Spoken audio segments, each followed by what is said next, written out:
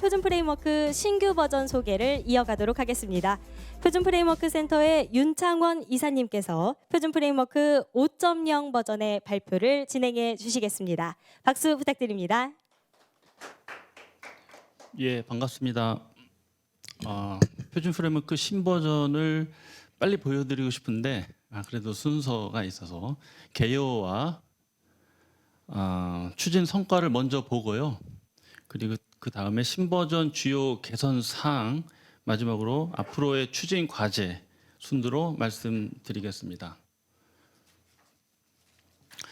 표준 프레임워크는 2009년부터 행정안전부와 한국지능정보사회진흥원이 추진해온 자바, 스프링 기반의 국가 표준 오픈소스 프레임워크입니다. 인증, 로그 같은 공통 기능을 모듈로 제공해서 개발자는 비즈니스 로직에 더 집중할 수 있게 해주고요. 공공사업 전반에 표준화된 개발 기반과 재사용성을 제공하면서 품질과 보안을 높여왔습니다. 또 클라우드 네이티브 AI 같은 최신 기술도 반영해 나가는 공공 소프트웨어 개발 프레임워크 역할을 하고 있습니다. 한마디로 표준 프레임워크는 정보 시스템 구축할 때 자주 쓰는 공통 기능들을 표준으로 묶어서 미리 만들어둔 것이라고 보시면 됩니다. 그래서 각 기관은 필요한 기능을 가져다 재사용하면서 시스템을 더 빠르고 효율적으로 개발하고 유지보수할 수 있고요. 궁극적으로는 이런 표준 기반 위에서 대국민 서비스나 행정정보 시스템 전반의 품질과 상호 운용성을 높이는 게 목표로 하겠습니다. 표준 프레임워크는 오픈소스 기반의 개방형 표준을 따르고 이클립스 같은 여러 개발 도구와 연계돼서 편하게 개발할 수 있고요.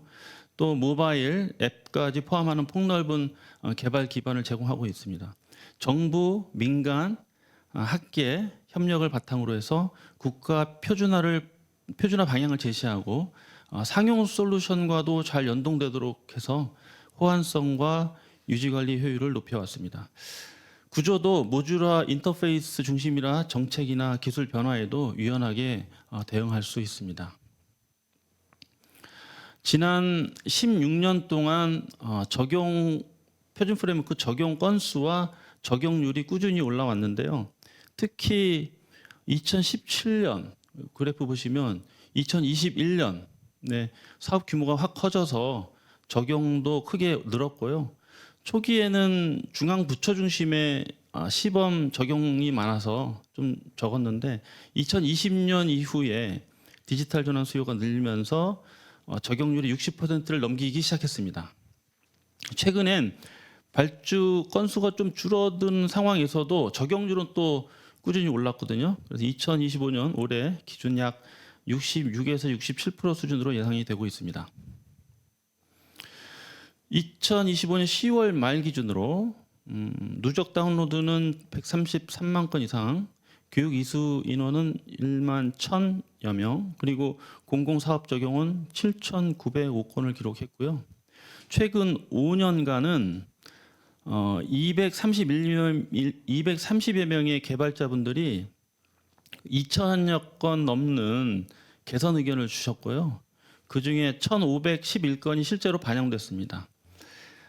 이 자리를 빌어서 소중한 의견과 참여로 표준 프레임워크를 함께 발전시켜 주신 모든 개발자 여러분들께 진심으로 감사드립니다. 이 장표는 표준 프레임워크가 실제로 적용된 업무 영역 사례입니다. 중앙정부, 지자체, 공공기관 전반에서 대국민 서비스부터 내부 업무 시스템까지 폭넓게 쓰여왔습니다.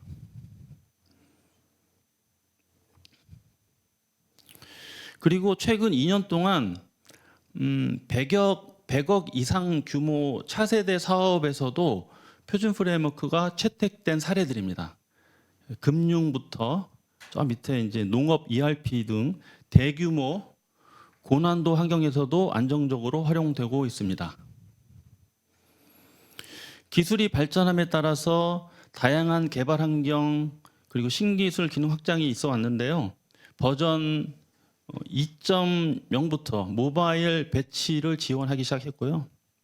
버전 3부터는 보안 패치 강화, 컴포넌트 확대, 다양한 OS를 지원했습니다. 그리고 버전 4에서는 클라우드 네이티브를 지원하기 시작했습니다. 버전 5, 올해 버전은 이제 AI 애플리케이션을 개발할 수 있게 되었습니다. 여기는 최근 5년간 버전별 주요 개선 내용입니다. 3.10의 맨 밑에 3.10에서는 맥 리눅스 개발 환경을 추가 지원했고요. 그때부터 이제 클라우드 네이티브를 위한 실행 환경 4.0 알파를 공개했습니다. 4.0부터는 스프링 부트 기반으로 클라우드 네이티브 MSA 지원을 본격화했고요.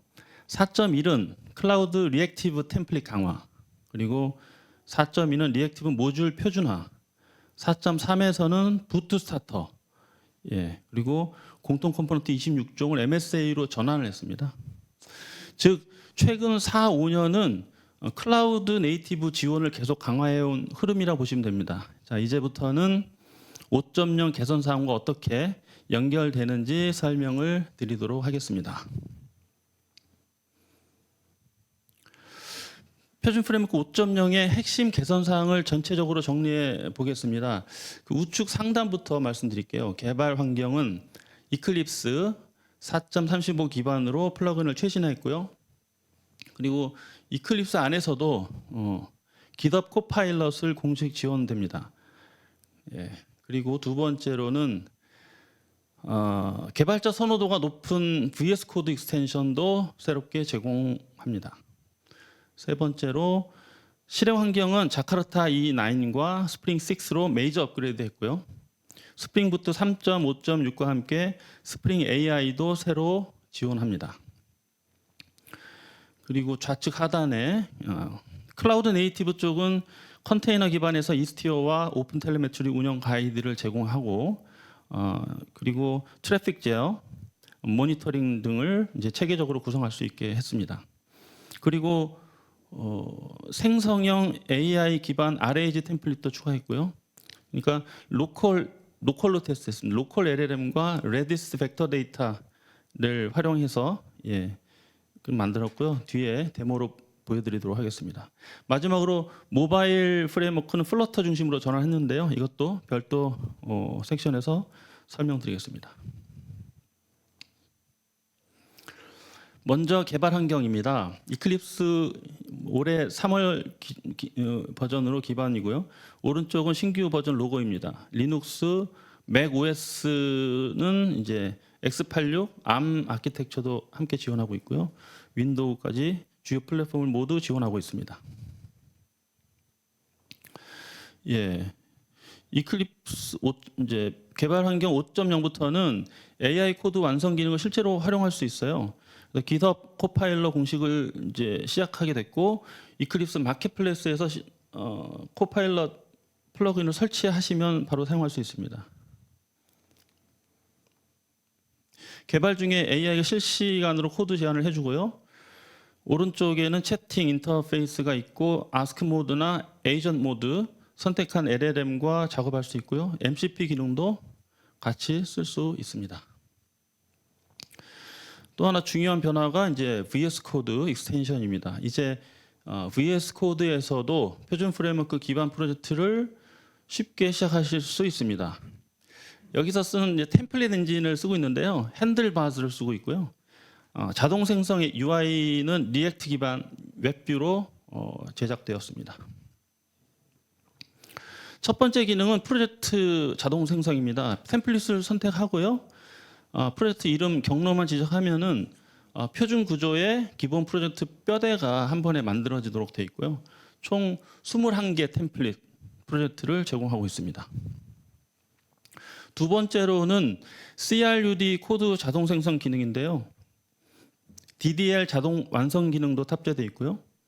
그리고 DDL을 입력하면은 문법을 실시간 검증하고 자동 파싱한 뒤에 템플릿으로 병렬 렌더링해서 결과를 만들어냅니다. 백엔드는 밸류 오브젝을 포함해서 8종, 프론트엔드는 목록, 등록, 화면 등 4종이 동시에 생성되고요. 필요하면 템플릿을 직접 정의해서 재사용도 가능해서 프로젝트 하실 때 반복적인 CRUD 개발 시간을 크게 줄여줄 것으로 판단됩니다. 세 번째는 환경 설정 자동 생성입니다. 데이터 소스 이런 것들 만들 때 뭐 이름이라든지 드라이버, 그다음에 URL 정도만 넣으면은 설정 파일을 자동으로 만들어주고요. 트랜잭션, 스케줄러, 그다음에 프로퍼티까지 포함해서 총 21종 템플릿을 제공하고 있습니다. 그럼 이제 VS 코드 익스텐션을 직접 시연해 보도록 하겠습니다.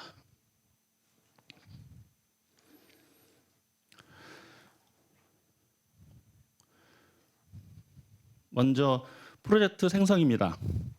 템플릿 카테고리를 고르고요. 원하는 템플릿 선택한 뒤에 폴더 선택한 뒤에 폴더 위치만 지정하면은 생성 버튼 누르면 이렇게 실행 환경이 반영된 템플릿이 자동으로 생성됩니다. 생성이 끝나면은 한번 가보겠습니다. 생성됐죠? 거기서 그 폼.xml을 열어서 이제 내가 입력한 그룹 아이디가 제대로 입력됐는지 보실 수 있고요. 네, 두 번째로는 코드 자동 생성입니다. DDL을 기반으로 CRUD를 프론트엔드부터 백엔드까지 한 번에 생성해 줍니다. DDL을 입력하면은 미리 보기가 실시간으로 이렇게 갱신되고, 예를 들어 테이블명도 이렇게 바꾸면은 실시간으로 갱신되도록 되어 있습니다. 컬럼 타입도 지금 바꿨는데요. 거기에 맞춰서 컨트롤러라든지 서비스, 매퍼, 화면 소스가 즉시 반영되는 것을 확인할 수 있습니다. 이건 밸리데이션 체크도 오류도 잡아주고요. 총 4장 템플릿은 총 12종이고요. 생성하기 전에 템플릿 결과를 이렇게 미리 보기로 확인할 수 있습니다. 프로젝트 코드 명과 선택, 이제 프로젝트를 선택해서 하면은 이제 폴더를 선택하죠. 지금 누르면은 제너레이트 버튼 누르면 이렇게 어떤 걸 선택할 수도 있고 전체를 선택할 수도 있습니다. 이렇게 만든 것은 그 알맞은 패키지 구조에 따라서 자바 파일이 생성되고요. 매퍼라든지 타임리프 그리고 JSP 파일들도 각각의 위치에 함께 생성됩니다. 그리고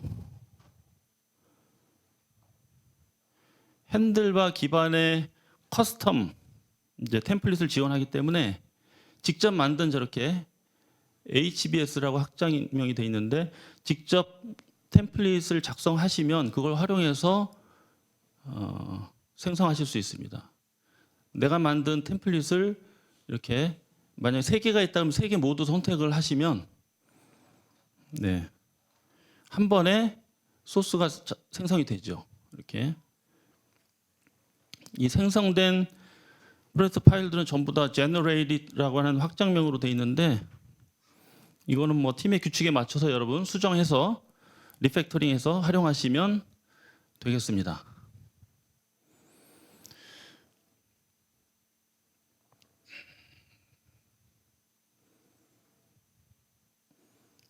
지금 템플릿으로 만든 거 확인했고요. 그다음에 마지막으로 config generation입니다. 카테고리와 타입을 선택하면 필요한 입력 폼이 나타납니다. 여기서 configuration을 선택을 하면 이렇게 나타나죠. 자바나 XML, 자바 config 이렇게 선택할 수 있고요. 경로와 패키지를 지정하면 이렇게 생성이 됩니다.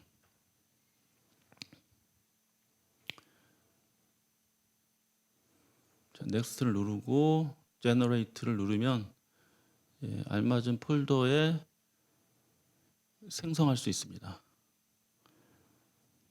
이렇게 생성이 된 걸 확인할 수 있습니다. 자, 정리하면은 VS 코드 익스텐션을 통해서 프로젝트 생성 그리고 코드 생성 그리고 환경 설정 파일까지 반복 작업을 자동화해서 개발자는 비즈니스 로직에 더 집중할 수 있게 됐다는 얘기죠.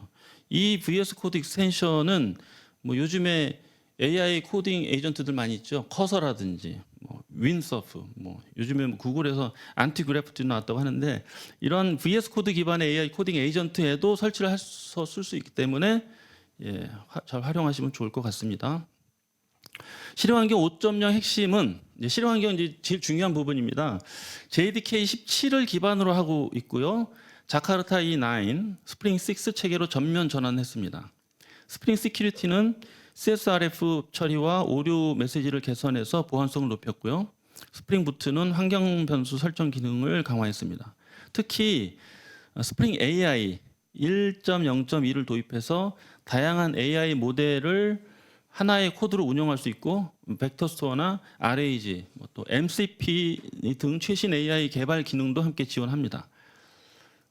그리고 API 게이트웨이도 강화해서 JWT, 레디스 기반 토큰 관리, TCP, UDP, 라우팅 지원 등 운영 효율성을 높였습니다.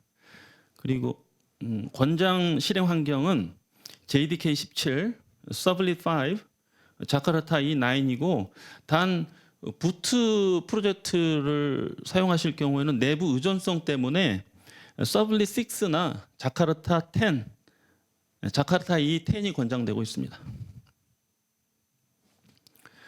부트 스타터 페어런트 설정을 추가했는데요. 이거 뭐 장점은 간단합니다. 오른쪽을 보시면 의존성 버전을 일괄 관리하고 표준 설정을 자동 적용해 준다는 거고요. 오른쪽 최상단의 페어런트를 5.0.0으로 선언만 해주면 검증된 라이브러리 조합이 자동으로 깔립니다. 그래서 버전 충돌을 크게 줄여주고 하위 의존성 버전도 따로 밑에다가 버전명을 따로 이렇게 적어줄 필요가 없게 된 거죠. 다음은 클라우드 네이티브 강화 내용입니다. 이스티어 서비스 메시를 적용했고요. 이스티어로 인해서 서비스 간 통신 보안과 트래픽 제어를 체계화했고요. 오픈 텔레메트리와 매트릭 트레이스 로그를 수집해서 프로메테우스나 예거, 럭키를 거쳐서 그라파나에서 한눈에 모니터링할 수 있게 했습니다. 또한 이 구성에 대한 테스트는 이제 MSA 공통 컴포넌트 작년에 저희가 배포를 했는데요. 26종을 대상으로 수행했고요. 이를 위한 쿠버네티스 멀티노드 개발 환경 사양은 우측 하단에 어떻게 테스트를 했는지 명시해 두었습니다. 이 장표는 이스티어와 오픈텔레메트리 기반 운영 가이드 전체 아키텍처입니다. 오픈텔레메트리가 수집한 데이터가 매트릭은 프로메테우스, 트레이스는 예거, 그리고 로그는 럭키로 저장되고요. 그라파나와 키알리에서 통합 모니터링을 합니다. 그리고 얼럿 매니저는 장애 알림 이런 것을 통해 장애 알림도 받을 수 있습니다. 그리고 하단에 이제 GitHub 링크를 적어놨어요. 여기서 이제 구축 가이드하고 MSA 공통 컴퓨터 26종이 어떤 건지도 확인하실 수 있습니다. 그리고 스프링 AI 기반 RAG 템플릿 프로젝트를 추가했습니다. 여기서 RAG는 이제 모르시는 분을 위해서 잠깐 설명하면 관련 문서를 먼저 쭉 검색을 합니다. 그리고 그 내용을 바탕으로 답변을 하는데 AI를 같이 활용해서 답변하는 것이 이제 검색 증강 생성, Retrieval Augmented Generation이라고 합니다. 그래서 RAG라고 하고요. 인터넷이 차단된 폐쇄망에서도 그리고 외부 API 도움 없이도 로컬 환경만으로 구동되도록 설계를 했고요. 기반은 JDK 17, 스프링 부트 3.5.6 환경에 동작하고 스프링 AI 1.0.2를 탑재했습니다.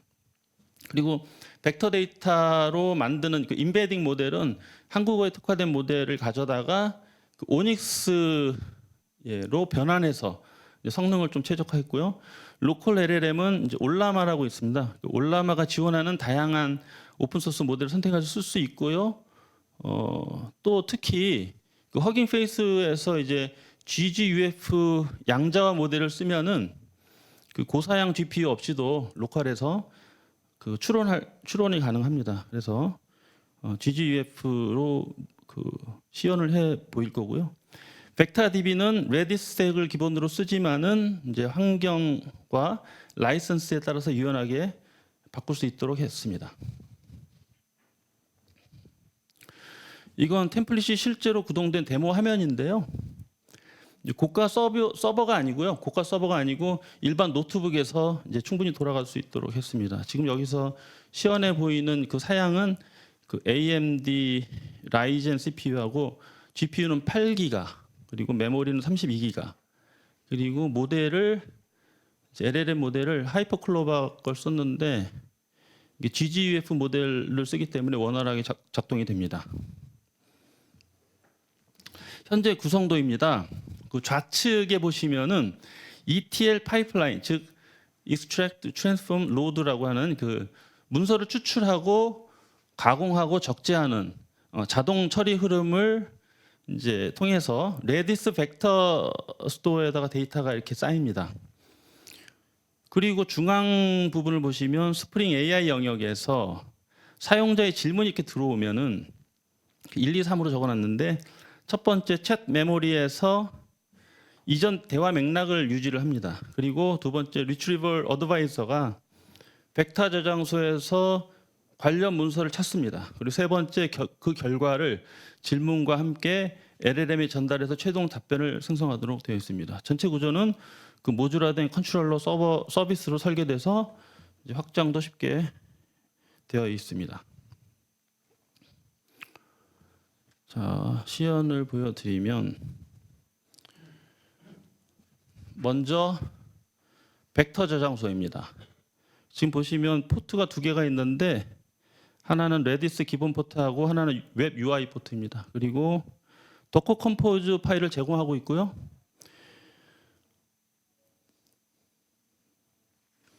레디스 스택을 보여주고 있고요. 지금은 이제 원본 문서 폴더입니다. 그래서 예시로 문서들이 많이 있는데 그중에 예시로 AOP 문서를 하나 열었습니다. 막다운 문서입니다. 막다운. 이 문서가 어떻게 이제 인베딩 돼서 레디스 저장소에다 저장하려고 지금 하고 있는 것이죠.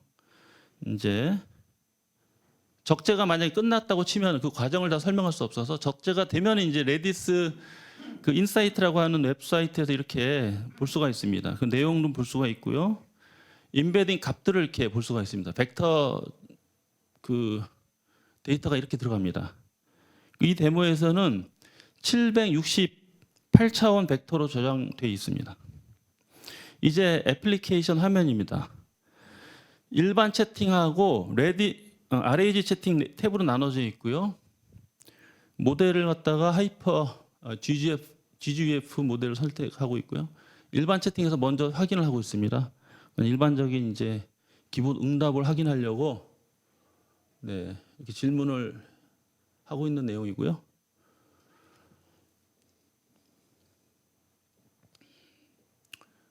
그냥 일반적인 내용이라서 지금 보시면은 첫 번째 부분 명동에서 이제 어디로 찾아가는지에 대한 질문을 한 것 같은데, 예.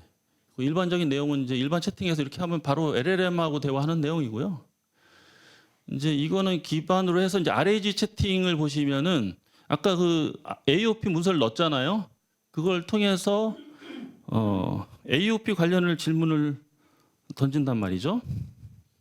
그럼 거기에 대한 이제 문서를 이제 내가 넣은 문서를 가지고 그걸 기반으로 대화를 이제 검색을 하고 있는 것입니다. 유사도 검색을 먼저 하고 검색을 먼저 하고 그 결과를 반영해서 문서 기반 답변을 합니다.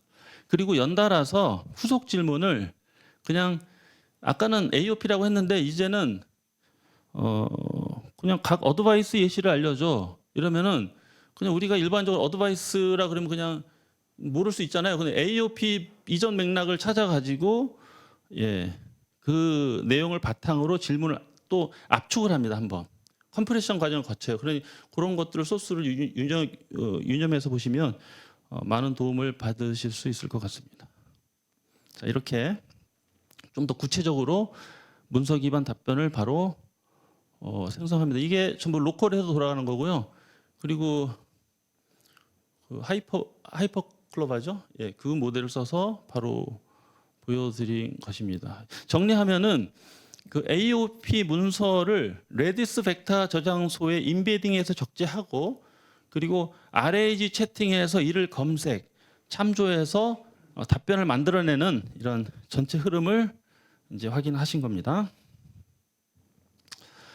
모바일 쪽도 많이 변화가 됐는데요. 기존 코르도바 기반의 웹뷰 래퍼 구조를 써왔는데 이 방식이 성능과 또 생산성, 최신 트렌드 반영에 좀 한계가 있었습니다.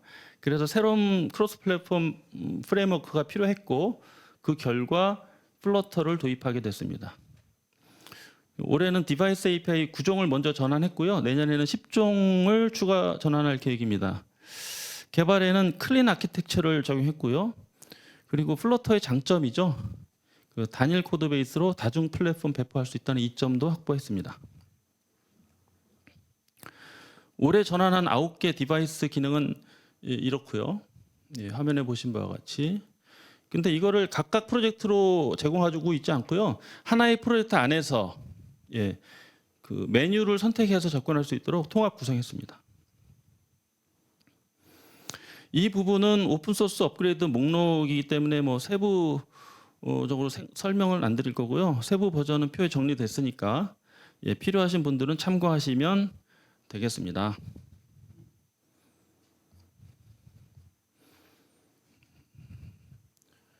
네, 이렇고요. 자, 마지막으로 향후 추진 과제입니다. 앞으로는 이제 AI와 클라우드 네이티브 방향을 계속 고도화해 나갈 계획입니다. 우선 개발자가 표준 프레임워크 적용 여부를 이제 우리 적용 여부를 직접 확인해 볼 필요가 있어서 그거를 이제 적용 점검 기능을 VS 코드 익스텐션에 추가할 예정이고요. 또 다양한 이제 AI 코딩 에이전트를 많이 쓰고 있을 텐데 거기에 쓸 수 있도록 그 MCP 서버를 이제 제공할 예정입니다. 이 MCP 서버에는 아까 보여드린 VS 코드 익스텐션 기능을 더해서 생성하고 여러 가지 있었잖아요. 거기서 업그레이드 할 때 우리가 어떤 게 필요한지 자동으로 이제 가이드해주고 버전별 호환성 소프트웨어 목록들이라든지 이런 걸 데이터베이스해서 확장해 나갈 예정입니다. 그리고 스프링 AI 기반으로 MCP 서버를 만드시려고 하시는 분들이 있을 것 같아요. 그래서 스프링 AI 기반으로 만들 수 있도록 클라이언트와 서버 개발 가이드를 제공할 예정이고요. 그리고 모듈러 모놀리스라고 최근 트렌드가 있는데 그 아키텍처도 지원 추가해 나갈 예정입니다. 그리고 코드 품질 향상과 다양한 언어 지원도 계속적으로 반영해 나가도록 하겠습니다. 자, 이상으로 표준 프레임워크 5.0 신버전 소개를 마치겠습니다. 감사합니다.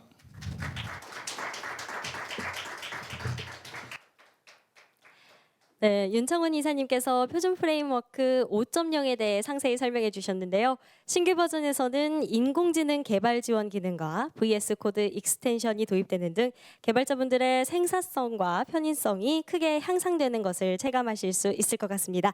이번 신규 버전에 대한 많은 관심 부탁드립니다. 앞으로 5분간 쉬어가는 시간을 갖겠습니다. 이후 시간은 AI 코딩을 주제로 한 발표 세션과 정보화 발주자를 위한 교육이 기다리고 있으니 마지막까지 많은 관심 부탁드립니다. 5분 뒤에 다시 뵙겠습니다.